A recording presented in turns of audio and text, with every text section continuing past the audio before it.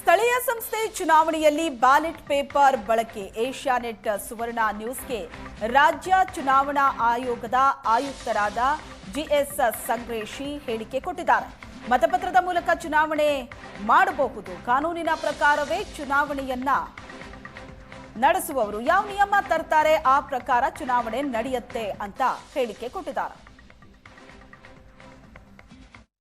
ಸ್ಥಳೀಯ ಸಂಸ್ಥೆಗಳ ಚುನಾವಣೆಯಲ್ಲಿ ಬದಲಾವಣೆ ತರುವಂತ ನಿಟ್ಟಿನಲ್ಲಿ ನಿನ್ನೆ ಕ್ಯಾಬಿನೆಟ್ನಲ್ಲಿ ಮಹತ್ವದ ತೀರ್ಮಾನವನ್ನು ತೆಗೆದುಕೊಳ್ಳಲಾಗಿದೆ. ಇವಿಎಂ ಬದಲಾಗಿ ಬ್ಯಾಲೆಟ್ ಪೇಪರ್ಗಳನ್ನು ಬಳಸುವಂತ ತೀರ್ಮಾನ, ಜೊತೆಗೆ ಮತದಾರರ ಪಟ್ಟಿ ಪರಿಷ್ಕರಣೆಯನ್ನ ರಾಜ್ಯ ಚುನಾವಣಾ ಆಯೋಗಕ್ಕೆ ನೀಡುವಂತ ತೀರ್ಮಾನವನ್ನ ಸರ್ಕಾರ ತೆಗೆದುಕೊಂಡಿದೆ. ಈ ಬಗ್ಗೆ ಮಾತನಾಡಲಿಕ್ಕೆ ರಾಜ್ಯ ಚುನಾವಣಾ ಆಯೋಗದ ಆಯುಕ್ತರಾಗಿರ್ತಕ್ಕಂಥ ಸಂಗ್ರೇಶಿ ಅವರು ನಮ್ಮ ಜೊತೆಗಿದ್ದಾರೆ.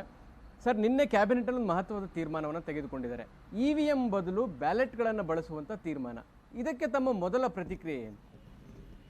ಇದಕ್ಕೆ ನನ್ನ ಮೊದಲ ಪ್ರತಿಕ್ರಿಯೆ ಅಂತಂದರೆ, ರಾಜ್ಯ ಸರ್ಕಾರ ಕಾನೂನು ಮೂಲಕ ಶಾಸನಾತ್ಮಕ ನಿಯಮಗಳಂತಂದರೆ ನಾವು ಮಾಡ್ಬೋದು.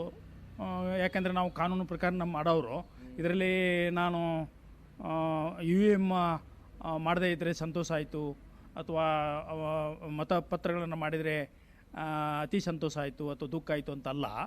ಕಾನೂನು ಪ್ರಕಾರ, ನಿಯಮಾವಳಿ ಪ್ರಕಾರ ಅವರು ಸರ್ಕಾರದವರು ಏನು ನಮಗೆ ಮಾಡಿ ಒಂದು ಕೊಡ್ತಾರೋ ಸಂವಿಧಾನ ಪ್ರಕಾರ ನಾವು ಚುನಾವಣೆಗಳನ್ನು ಮಾಡ್ತೀವಿ. ಅದಕ್ಕೆ ಪ್ರಿಪ್ರೇಷನ್ಸ್ ಹೇಗೆ ಸರ್? ಯಾಕಂದರೆ ಈಗ ಇವಿಎಂಗೆ ಎಲ್ಲರೂ ಅಡ್ಜಸ್ಟ್ ಆಗಿದ್ದೀವಿ, ಇವಿಎಂ ಮೂಲಕ ಚುನಾವಣೆಗಳು ನಡೆಸಿದ್ದೀವಿ. ಈಗ ಕಂಪ್ಲೀಟ್ ಬ್ಯಾಲೆಟ್ಗೆ ಪಾಸ್ಔಟ್ ಆಗೋದಾದರೆ ಅಥವಾ ಬ್ಯಾಲೆಟ್ಗೆ ಕನ್ವರ್ಟ್ ಆಗೋದಾದರೆ ಏನು ಹೊರೆ ಆಗುತ್ತೆ, ಏನು ಪ್ರಿಪ್ರೇಷನ್ ಬೇಕಾಗುತ್ತೆ ಚುನಾವಣಾ ಆಯೋಗಕ್ಕೆ ಅಂತ ಏನೋ ಇ ವಿ ಎಮ್ಮಿಂದ ಮತಪತ್ರಕ್ಕೆ ನಾವು ಹೋದರೆ ಅಂತ ಯಾಕಂದರೆ ಈಗ ಎಲ್ಲರೂ ಸುಶಿಕ್ಷಿತರು ಇದ್ದಾರೆ. 18 ವರ್ಷ ಮೇಲ್ಪಟ್ಟು ಮತದಾರರು ಎಲ್ಲರೂ ಬರ್ತಾ ಇದ್ದಾರೆ. ಅವ್ರಿಗೆ ನಾವು ಕೂಡ ಪ್ರಚಾರ ಮಾಡ್ತೇವೆ, ಶಿಕ್ಷಣ ಮುಖಾಂತರ ಅವರಿಗೆ ಹೇಳ್ತೇವೆ ಹೀಗೀಗೆ ಮತಗಳನ್ನು ಹಾಕಬೇಕು ಅಂತೇಳಿ. ಹಳ್ಳಿಯಲ್ಲಿ ಜನರು ಭಾಳ ಸುಶಿಕ್ಷಿತರಿದ್ದಾರೆ. ಚುನಾವಣೆಗಳೇ ಅಂತಂದರೆ ಅವ್ರಿಗೆ ಒಂದು ಥರ ಜೀವನದ ಇದಿದ್ದ ಹಾಗೆ. ಹೀಗಾಗಿ ಅವರು ನಮಗಿಂತ ಹೆಚ್ಚು ಸುಶಿಕ್ಷಿತಕ್ಕಿಂತ ಹೆಚ್ಚು ಅವರು